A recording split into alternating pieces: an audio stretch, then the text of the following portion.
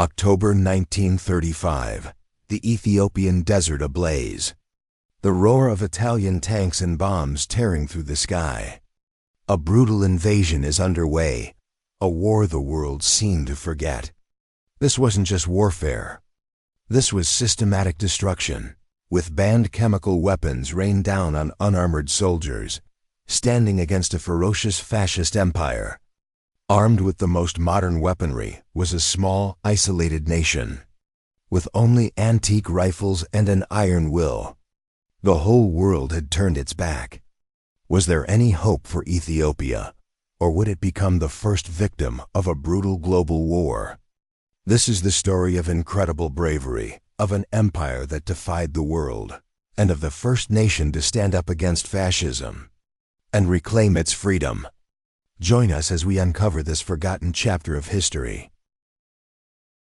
October 3, 1935. The arid plains of northern Ethiopia. A harsh metallic rasp echoes across the barren landscape as the first waves of Italian tanks, their engines sputtering and grinding, churn up plumes of dust. Overhead, the droning roar of Savoia Marchetti bombers fills the crisp morning air, casting ominous shadows on the ancient land below. On a rocky outcrop overlooking the border, Emperor Haile Selassie, resplendent in his military uniform, observes the unfolding invasion with a somber gaze.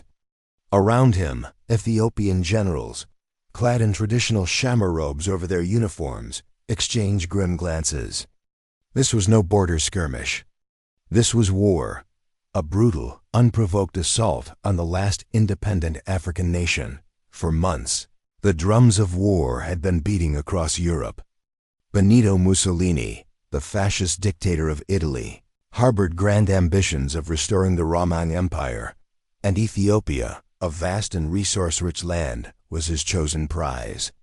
Despite Ethiopia's membership in the League of Nations and desperate pleas for international intervention, the world largely stood by, paralyzed by the Great Depression and the burgeoning threats from Nazi Germany. Ethiopia, a nation whose military largely consisted of a poorly equipped regular army and tribal levies armed with outdated rifles, faced a modern, industrialized war machine. Italy brought tanks, artillery, chemical weapons, and a formidable air force, tools of destruction Ethiopia could barely dream of, on the ground. Ethiopian soldiers, many of them peasant farmers recently conscripted, prepared for battle. Their rifles were often ancient, some dating back to the late 19th century. Ammunition was scarce, and medical supplies almost non-existent. Yet, their spirits were high, fueled by a fierce patriotism and a deep-seated belief in their nation's sovereignty. Commanders like Ras Kassai Hailu and Ras Sayam Mangasha marshaled their forces, knowing that conventional warfare against such an enemy was suicide. Their strategy would have to rely on their intimate knowledge of the rugged terrain, their resilience, and their willingness to fight to the last man. As the Italian columns advanced, the stark reality of the coming conflict settled over the Ethiopian defenders. They were alone, and the fight for their very existence had just begun. The first shells began to fall, kicking up geysers of earth and rock, signaling the brutal dawn of a new kind of war in Africa. November 8, 1935. The vast mountainous terrain near Mekelle. The air thrummed with the ceaseless buzz of Italian aircraft, their engines a constant torment to the Ethiopian defenders. Below, General Emilio de Bono, the initial commander of the Italian forces, pushed his legions forward, confident in his technological superiority. His infantry, often supported by light tanks and the terrifying sight of flamethrowers, advanced through valleys and overpasses. Yet, the Ethiopians, under the courageous leadership of their local races, chieftains, refused to break. They fought with a ferocity born of desperation, ambushing Italian columns in narrow gorges. Utilizing their knowledge of the landscape to their advantage, the Italian advance, initially swift, began to bog down. De Bono's conventional tactics struggled against An enemy that melted into the shadows of the mountains only to reappear and strike again. The Ethiopian soldiers, often barefoot and wearing simple cotton clothing, endured freezing nights and scorching days. They learned to hide from the omnipresent Italian air reconnaissance, moving primarily at night, becoming ghosts in their own land. But the disparity in firepower was immense and unforgiving. Italian artillery barrages decimated Ethiopian formations, and the relentless air attacks sowed terror and confusion. The true horror of the conflict, however, came from the skies. On Mussolini's direct orders, the Italian Regia Aeronautica began deploying mustard gas, often dropped from aircraft in large, indiscriminate canisters. This chemical weapon, banned by the Geneva Protocol, burned flesh, blinded eyes, and choked lungs, leaving behind a lingering agony. Ethiopian soldiers and civilians alike, completely unprepared for such barbarity, suffered terribly. Villages were targeted, water sources poisoned. Haile Selassie himself would later describe the sickening yellow rain falling from the sky. A silent killer that bypassed courage and overwhelmed even the most hardened warrior. Despite these atrocities, the Ethiopian spirit of resistance endured.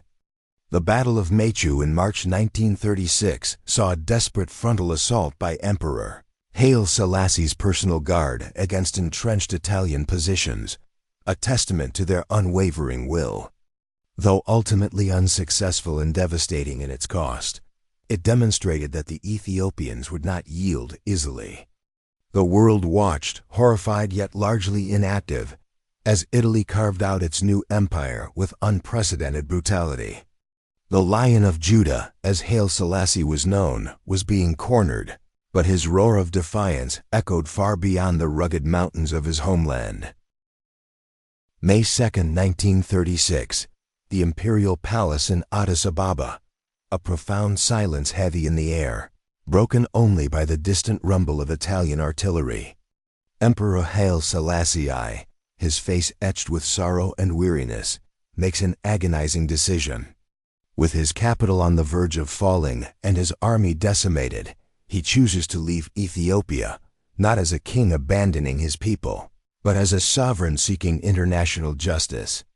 His hope, a fragile thread, was that his personal appeal to the League of Nations might finally stir the world's conscience. Accompanied by his family and a small entourage, he departs by train, leaving behind a nation engulfed in flames. 3 days later, on May 5th, Italian forces under Marshal Pietro Badoglio marched triumphantly into Addis Ababa. Mussolini, standing on a balcony in Rome, declared the birth of the new Italian East Africa and proclaimed Victor Emmanuel III as Emperor of Ethiopia. The world had largely accepted this blatant act of aggression. The League of Nations proved impotent, its principles of collective security shattered by the indifference of major powers unwilling to confront fascist expansionism. This failure would have dire consequences, signaling to Hitler that he too could pursue his territorial ambitions without serious repercussion. Yet, even with the emperor in exile and the capital occupied, the spirit of resistance in Ethiopia refused to die. Scattered groups of Ethiopian patriots, often referred to as Arbegnuk or freedom fighters, continued a tenacious guerrilla war against the Italian occupation. Led by figures like Rasa Bibi Aragai, they harassed Italian convoys, ambushed outposts, and tied down significant Italian forces. This was not a centralized army, but a dispersed, organic uprising fueled by local leaders and the fierce independence of the Ethiopian people. The Italians, despite their modern weaponry, found themselves entangled in a brutal, drawn-out counterinsurgency campaign, constantly battling an enemy they could rarely pin down. Meanwhile, Haile Selassie embarked on a global odyssey, his voice a lone beacon in the wilderness. On June 30, 1936, he stood before the League of Nations in Geneva, his impassioned speech a powerful indictment of the international community's inaction. "It is us today," he declared. "It will be you tomorrow." His words were prophetic, foretelling the wider conflagration that would soon engulf Europe. Though his plea for meaningful intervention fell on deaf ears, his presence kept the flame of Ethiopian sovereignty alive on the international stage, awaiting the day when the tide of global conflict might turn. September 1939, London, England. The declaration of war on Germany by Britain and France reverberates across the globe, reaching Emperor Haile Selassie in his exile. His earlier warnings had become grim reality. With the world now plunged into a monumental conflict, a new hope began to flicker for Ethiopia.